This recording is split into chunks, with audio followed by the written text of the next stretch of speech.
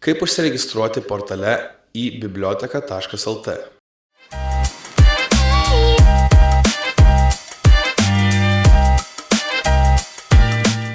Nauji naudotojai portale e-biblioteka.lt gali užsiregistruoti tik autentifikuojantis per elektroninius valdžios vartus.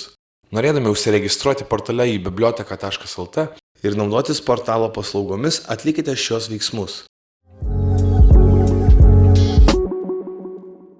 Atidarykite savo interneto naršyklę ir apsilankykite e-biblioteka.lt. Mygtuką prisijungti rasite puslapio viršuje dešinėje pusėje. Iš iššokusio meniu pasirinkite Registruotis. Jūs busite nukreipti į elektroninius valdžios vartus VISP autentifikavimo puslapį. Pasirinkite savo autentifikavimo būdą, pavyzdžiui, asmens kodą, elektroninį parašą ir prisijungkite. Sėkmingai prisijungę prie elektroninių valdžios vartų, busite nukreipti į biblioteka.lt registracijos puslapį.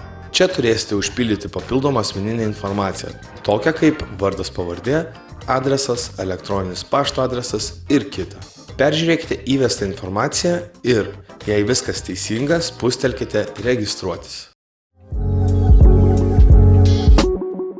Sėkmingai užsiregistravę portale e-biblioteka.lt galėsite skolintis elektroninės knygas ir kitus leidinius, rezervuoti leidinius iš savo bibliotekos, pradėti skaityti iš karto arba atsisiųsti vėliau, peržiūrėti savo paskolos istoriją, gauti pranešimus apie grąžinimo terminus, naudotis kitomis portalo paslaugomis.